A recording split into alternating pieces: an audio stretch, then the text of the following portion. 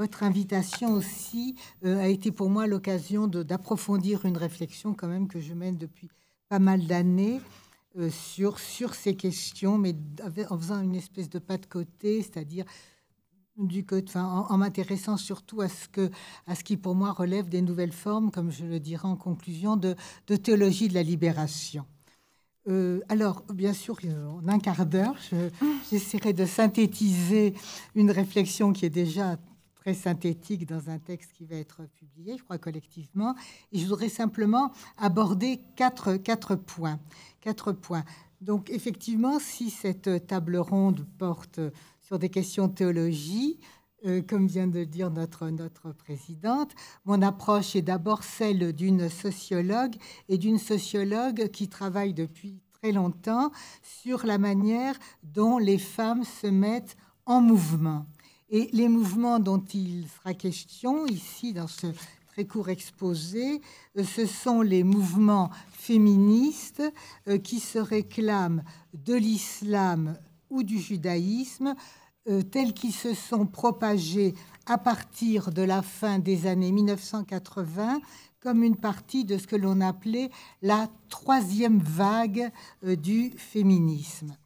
Alors, ces mouvements, alors bien entendu, notre réunion porte autour des femmes de la Méditerranée, mais ils sont dans un mouvement aussi de mondialisation, c'est-à-dire que les femmes qui portent ces mouvements voyagent d'abord, elles voyagent entre les différents pays du pourtour méditerranéen et surtout les États-Unis, quelquefois aussi la Grande-Bretagne.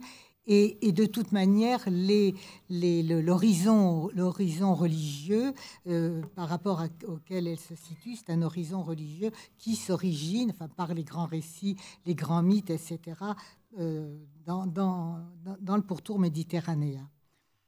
Alors, ces mouvements se démarquent du féminisme dominant qui, selon elle, sert trop souvent à justifier soit les violences contre les musulmans, soit sert également à perpétuer une image négative du judaïsme, comme le développe une féministe juive, une des plus importantes américaines, qui s'appelle Judith Plaskoff. Donc ce sont des féminismes dont je dirais qu'ils sont aux marges. Hein. Ce ne sont pas des féminismes mainstream centraux, ce sont des féminismes aux marges. Donc ça, c'est le premier point. En deuxième lieu, je voudrais montrer ce qu'ils ont de commun. Ce qu'ils ont de commun, c'est d'abord un commun anthropologique, c'est-à-dire qu'ils s'appuient sur ce dont on a déjà parlé ce matin, sur le caractère essentiel de l'interprétation dans ce que j'appelle non pas des religions, mais des univers, dans ces deux univers de sens et de pratique que sont le judaïsme et l'islam. Alors on a trop souvent aujourd'hui tendance à lire le judaïsme et l'islam à la lumière du christianisme et encore plus du catholicisme. Mais en fait, si on se réfère à un très grand anthropologue des religions qui ici me guide dans ma réflexion, qui est Al-Assad, on voit bien que la démarche est très différente et il n'y a pas ce poids du texte, d'un texte en quelque sorte canonique qui est tellement lourd dans le christianisme. Donc ça, c'est vraiment important, c'est-à-dire qu'il faut changer l'approche anthropologique et c'est très difficile et moi-même, j'ai du mal parce que comme tout le monde, on pense à partir de ce dans quoi on vit. Donc, il y a ce point commun anthropologique. Il y a également un point commun historique. Bien sûr, on peut être surpris par ce rapprochement entre le judaïsme et l'islam, parce que dans la mesure où la colonisation par l'Europe, de l'Afrique du Nord et du Moyen-Orient, ainsi que la création de l'État d'Israël, ont largement effacé de l'histoire l'existence d'un vaste espace judéo-islamique qui a occupé la péninsule ibérique et de larges parties de l'Empire ottoman. Donc, dans cet espace judéo-islamique, on parlait la même langue, l'arabe. Notre grand philosophe juif Maïmonide écrivait en arabe. Ça. Donc, et ensuite, il a été le médecin de Saladin, Saladin. Donc, une langue commune, une coexistence avec bien sûr des conflits, des violences, mais en gros une coexistence et un partage des cosmologies, des croyances, des expériences, des traditions, des paysages, des histoires, de la mémoire. Et ici, je cite je ne sais pas comment la situer du point de vue disciplinaire, donc une universitaire qui enseigne aux États-Unis, qui est Ariela Aisha Azoulay, qui est spécialiste surtout de l'interprétation de l'image, qui est donc dont le père est originaire d'Oran, sa mère était une juive palestinienne, elle est née en Israël et maintenant elle enseigne aux États-Unis et elle a toute une réflexion critique sur justement et un retour à la mémoire. D'ailleurs, elle fait tout un retour à cette mémoire commune en travaillant sur ce qu'elle peut trouver comme document iconographique. Il y a aussi quelqu'un d'autre de tout à fait remarquable qui a une trajectoire un peu parallèle, d'ailleurs elles échangent entre elles, qui est Ella Shohat, qui elle est d'origine irakienne et qui elle-même aussi reprend son prénom arabe.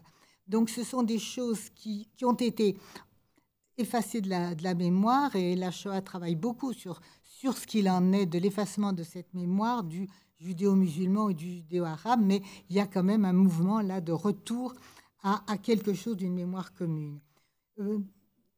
Il faut aussi noter que, je n'ai pas le temps de m'étendre là-dessus, mais en Grande Syrie, ce qu'on appelait la Grande Syrie, c'est-à-dire Palestine, Liban, Syrie, en Égypte, en Tunisie, des femmes juives, féministes ou proto-féministes, ont collaboré avec des musulmanes et avec des chrétiennes dans des mouvements féministes et souvent des mouvements politiques aussi, soit mouvements nationalistes, soit mouvements d'extrême gauche, anticolonialistes. Donc il y a eu cette collaboration, cette proximité de fait, mais qui a été effacée surtout. Il y a eu tout un travail récent d'effacement de la mémoire, et je pense que c'est important de rétablir cette mémoire pour comprendre qu'il y a de véritables liens, il y a de véritables proximité culturelle en dépit des situations de conflit.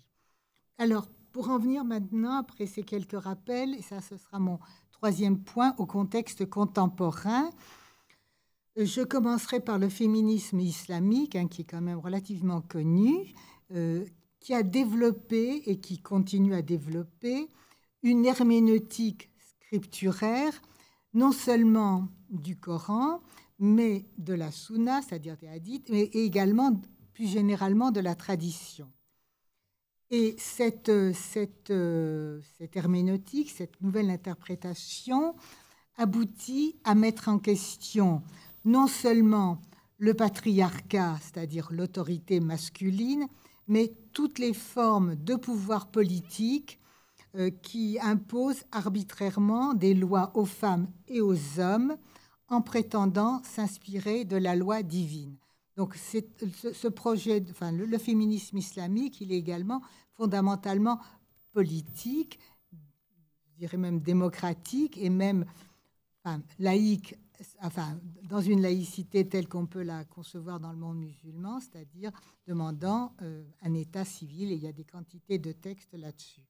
Alors, je voudrais prendre simplement comme exemple la féministe musulmane égyptienne, Omaïma Abou Bakr, qui, après le coup d'État de 2013 en Égypte, où les écrivait, alors que les féministes islamiques avaient dans un premier temps refusé de s'aligner sur le précédent régime des frères musulmans, elle écrivait à propos du gouvernement du maréchal al-Sisi la critique du paternalisme conservateur et auto-justifié des frères musulmans doit se poursuivre avec la critique d'un despotisme militarisé et masculin.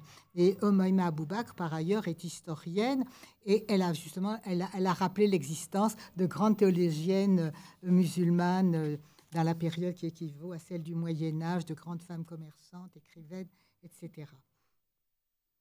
Donc, du féminisme, on passe ainsi sans transition à la sphère du politique. Et c'est sur ce terrain politique que féministes musulmanes et juives se rencontrent dans le contexte très particulier des États-Unis où il n'y a pas cet interdit sur le féminisme islamique. On nous dit très souvent ici, ça ne peut pas exister, donc ça n'existe pas puisque ça ne peut pas exister.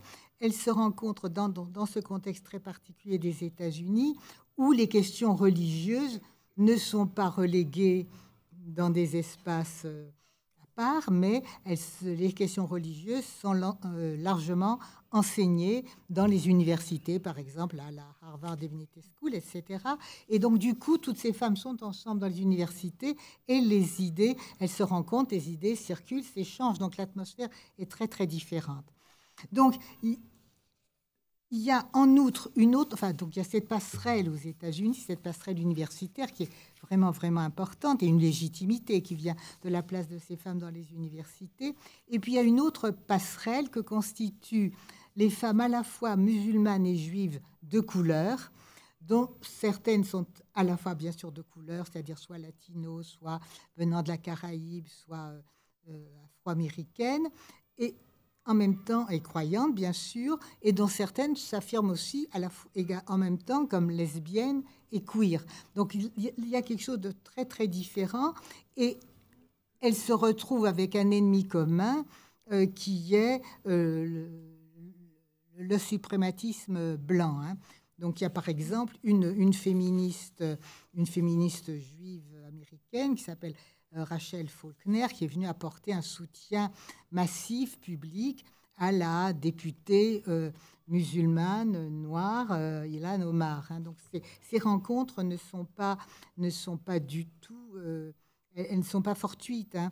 De la même façon, une femme rabbin, Suzanne Talve, après le meurtre d'un jeune noir, Michael Brown, est allée manifester à Ferguson et elle a dit il faut multiplier Ferguson et elle a fait un discours à ce moment-là où elle prenait où elle s'appuyait sur un texte biblique, mais qu'elle interprétait tout à fait autrement, c'est-à-dire le sacrifice de l'enfant d'Agar, hein, la femme servante de Sarah qui a eu un fils Ismaël et dont Sarah exigeait qu'il soit chassé avec sa mère. Hein. Et cette histoire de Agar, d'ailleurs, est souvent reprise avec toute une interprétation sur Agar, puisque ce mot de Agar, en hébreu, c'est aussi l'autre. Donc, il faut, au contraire, au lieu de sacrifier l'enfant de Agar, il faut l'accepter auprès de soi. Donc, c'est alors, le quatrième et dernier point concerne la légitimation théologique, cette fois-ci on en revient à la théologie, de cet activisme féministe qui rejoint, comme je disais en commençant, les formes actuelles de théologie de la libération, puisque la théologie de la libération maintenant s'étend également à l'islam, au judaïsme, et plus proprement chrétien comme il l'était à la fin des années 1960, au début des années 1970. Alors, dans le judaïsme, ça passe non pas seulement par une relecture des textes, ça va très au-delà de la relecture des textes, mais par une véritable redéfinition de la Torah, c'est-à-dire en disant finalement, si le judaïsme c'est la religion des hommes et des femmes, alors il faut trouver d'autres textes, et les autres textes, il y en a. Hein. Donc on retrouve d'autres textes aussi bien dans la Kabbale, aussi bien dans d'anciens recueils de prières, aussi bien dans certains textes qui ont été mis à l'écart mais qu'on retrouve. Par exemple, elles ont retrouvé un recueil de prières, et là on revient à la Méditerranée, pour femmes, des prières qui étaient spécifiquement des prières pour femmes, qui avaient été publiées en ladino. Le ladino, c'est le judéo-espagnol, au XVIe siècle, et elles l'ont republié. Elles l'ont republié. Donc, les textes de référence sont réécrits, les prières sont réécrites au féminin pour que les femmes d'aujourd'hui puissent les recevoir. Et il s'agit aussi de se réincorporer, de réincorporer ce qu'il y a de féminin dans le divin. Et alors là, il y a une figure importante, mais qui est relise dans la Kabbale, qui est la figure de la Shekinah. Donc, la part féminine du divin, elle le retrouve, elle le réincorpore, et du coup, Dieu est aussi est également féminin. Et elle retrouve, par exemple, aussi des grandes figures de rabbins femmes au Moyen Âge. Donc, il y a ces figures marginales qu'elle revisite, de la même façon que les féministes musulmanes revisitent le passé. En islam, le concept fondamental qui est sollicité, c'est le concept de tawhid. Le tawhid, c'est l'unité et l'unicité de Dieu. Donc, de l'unité et de l'unicité de Dieu, on déduit l'unicité de l'ensemble de la création comme œuvre d'un seul créateur. Alors, on trouve cette idée est reprise justement par beaucoup d'entre elles, par Omaima Abou Bakr, par quelqu'un comme Amina Wadoud, qui écrit, par exemple, l'homme et la femme sont deux catégories de l'espèce humaine qui bénéficient d'une considération identique ou égale et sont dotées d'un potentiel identique ou égal. Donc, il y a des quantités de textes autour de ça, que moi je cite dans l'écrit, où on revient justement à cette notion d'unité, mais qui a été aussi, en un sens révolutionnaire, qui a été beaucoup convoqué par Ali Shariati, mais ça c'est une autre histoire. Donc, en conclusion, je voudrais parler bien sûr de des pratiques, on pourrait dire interconvictionnelles, de ce que j'appelle moi une théologie féministe, pluraliste et mondialisée de la libération, qui inclut bien sûr des chrétiennes, à condition que ces chrétiennes refusent, s'agissant des États-Unis, le suprémacisme blanc, qui bien sûr qui s'en prend aux droits des femmes et attaque également les LGBT. On voit ce qui vient de se passer et au Texas et au niveau de la Cour suprême aux États-Unis, qui est tenue justement par les proches de l'évangélisme. Et ça, c'est très, très fort aux États-Unis. Alors, elles publient ensemble, il y a des publications, et dans ces publications communes de ces femmes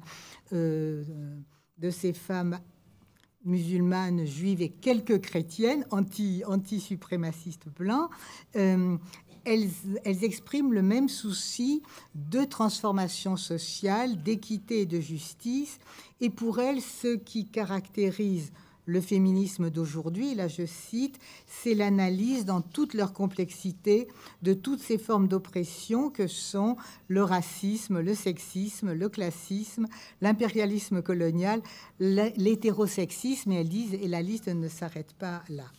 Donc, et tout cela, donc, en maintenant leur foi et leur rapport au sacré, mais dans un dialogue permanent. Donc, c'est bon.